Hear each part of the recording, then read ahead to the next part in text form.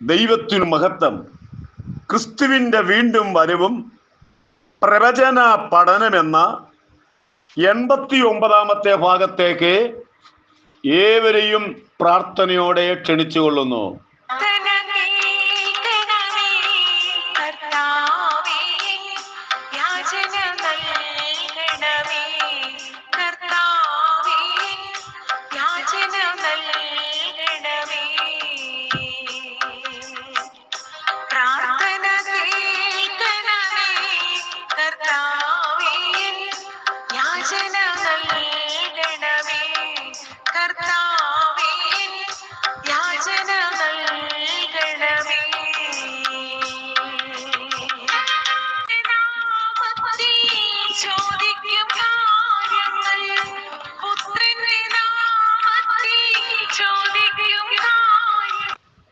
നാം ഈ ദിവസങ്ങളിൽ പഠിച്ചുകൊണ്ടിരിക്കുന്നത് ത്രിതല സ്വർഗം, മൂന്നാം സ്വർഗത്തെ പറ്റിയാണ് നാം ചിന്തിച്ചുകൊണ്ടിരിക്കുന്നത്.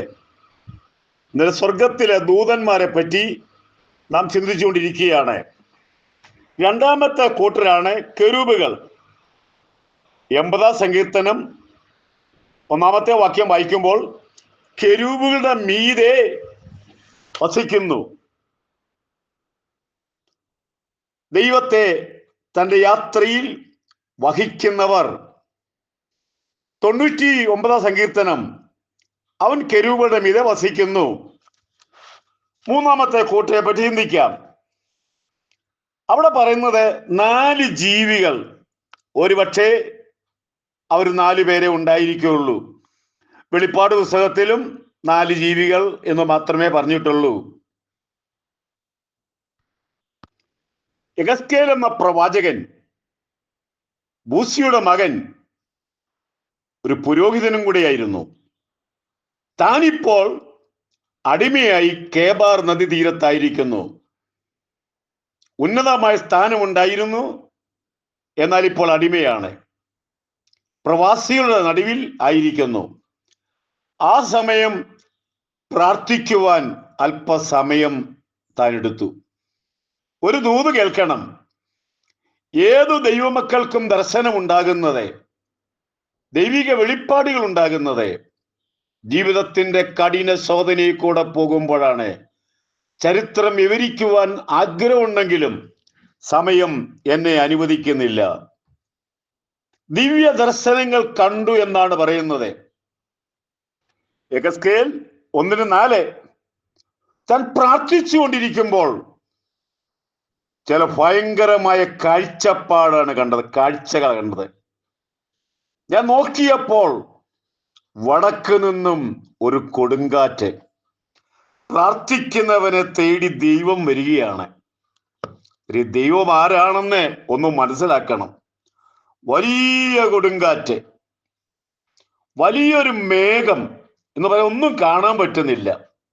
എല്ലാം മേഘം കൊണ്ട് നിറഞ്ഞിരിക്കുന്നു. മൂന്നാമത്തേത് പാളിക്കത്തുന്നൊരു തീയെ. എല്ലാം ഭയങ്കരം ഉളവാക്കുന്ന കാര്യങ്ങളാണ്. അതിനു ചുറ്റും ഒരു പ്രകാശം, അതിന്റെ നടുവിൽ ഒരു പ്രകാശം. താൻ സൂക്ഷിച്ചു നോക്കിയപ്പോൾ ഇത് 4 ജീവികൾ. ദൈവം യെഹെസ്കേലിനോട് പറയുകയാണ്, മനുഷ്യപുത്ര നിവർന്നു നിൽക്ക, ഞാൻ നിന്നോട് സംസാരിക്കും എന്ന് കൽപ്പിച്ചു. താൻ നോക്കിക്കൊണ്ടിരിക്കുമ്പോൾ അതിനകത്ത് 4 ജീവികളെ കാണാൻ സാധിക്കുന്നു. ആ ജീവികളെ ഒന്ന് പരിചയപ്പെടുത്തട്ടെ. അതെ, 4 മുഖങ്ങളുണ്ട്. 1 മനുഷ്യന്റെ മുഖം, 2 സിംഹമുഖം, 3 കാളയുടെ മുഖം, 4 കഴുകന്റെ മുഖം. വെളിപ്പാട് പുസ്തകം 4-ാം അധ്യായം 8ാമത്തെ വാക്യത്തിലും അവിടെയും പറഞ്ഞിരിക്കുന്നു 4 ജീവികൾ.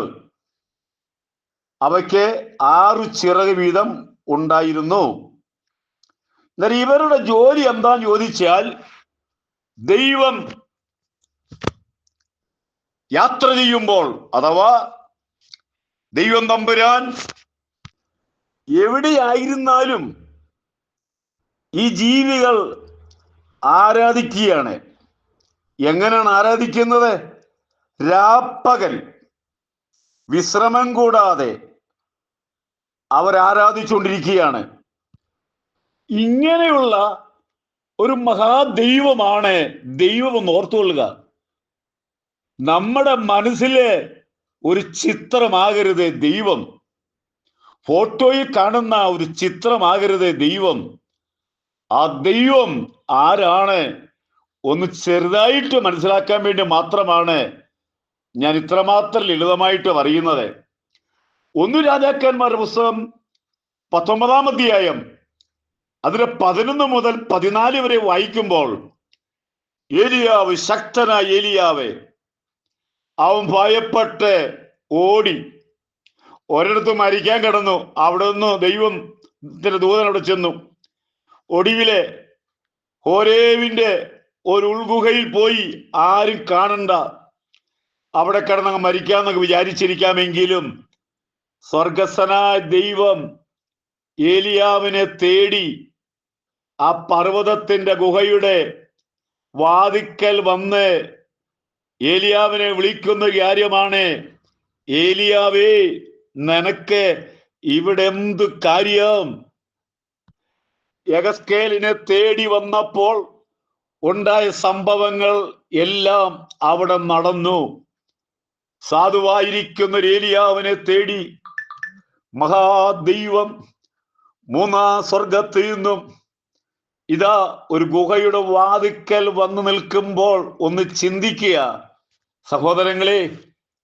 നമ്മൾ ഭൂമിയിലായിരിക്കുന്നിടത്തോളം കാലം ഭാരങ്ങളും വേദനകളും ഒരുപാട് ആകുല ചിന്തകളും നമുക്ക് വഹിക്കാൻ വയ്യാത്ത ഒരുപാട് പ്രയാസങ്ങൾ വരുമ്പോൾ നാം തകർന്നു തീർന്നു ഇനിയില്ല എന്ന് ചിന്തിക്കുമ്പോൾ, യഹസ്കേലിനെ തേടി വന്ന ആ മഹാദൈവം, ഏലിയാവിനെ തേടി വന്ന ആ ദൈവം നമ്മളെയും കൈവിടുകയില്ല, ഉപേക്ഷിക്കുകയില്ല എന്നുള്ള കാര്യം ഓർപ്പിക്കുക.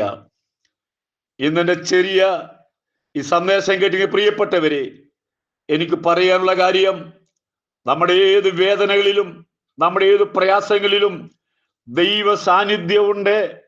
ദൈവ സാന്നിധ്യം എന്ന് പറയുമ്പോൾ നമ്മൾ ഓർക്കണം ഈ ഭാഗങ്ങൾ. ദൈവം നമ്മുടെ മധ്യേ വരിക എന്ന് പറഞ്ഞു കഴിഞ്ഞാൽ നിസ്സാരമായ ഒരു കാര്യമല്ല എന്നുള്ള കാര്യം ഓർപ്പിക്കുന്നു.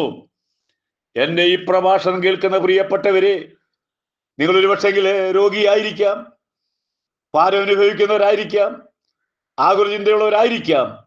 ഞാൻ നിങ്ങൾക്ക് വേണ്ടി ഒരു വാക്ക് പ്രാർത്ഥിക്കുന്നു. പരിശുദ്ധനായ ദൈവമേ, സ്വർഗീയ പിതാവേ, തകർന്നുപോയി ഇനി യാതൊരു രക്ഷയില്ല, പ്രവാസികളുടെ നടുവിൽ ഒരു അടിമയായി ജീവിച്ച് അവസാനിക്കാമെന്ന് വിചാരിച്ച യഹസ്കേലിനെ തേടി വന്ന ദൈവം, തന്റെ ശുശ്രൂഷ ഇനിയില്ല, ഭയപ്പെട്ട് ഗുഹയിൽ താമസിക്കുന്ന ഏലിയാവിനെ തേടി മഹാദൈവം ഗുഹയുടെ വാതിക്കൽ ചോദിക്കുന്ന ചോദ്യം, ഏലിയാവേ, നിനക്കെന്ത് കാര്യം? ഭാരപ്പെട്ടിരിക്കുന്നവരെ, വേദനപ്പെട്ടിരിക്കുന്നവരെ, തകർന്ന മനസ്സിന് ഉടമസ്ഥരായിരിക്കുന്നവരെ ഈ വചനങ്ങൾ ആശ്വാസവും പ്രത്യാശയും നൽകണമേ, യേശുവിന്റെ നാമത്തിൽ തന്നെ. ഞാനെന്നും പറയുന്ന ഭാഗം ഇതാണ്: ഭാരതം ഒരു വലിയ ഉണർവുണ്ടാകാൻ പോകുന്നു. നിങ്ങളും പ്രാർത്ഥിക്കുക, അംഗമാകുക. ദൈവം നിങ്ങളെ അനുഗ്രഹിക്കട്ടെ.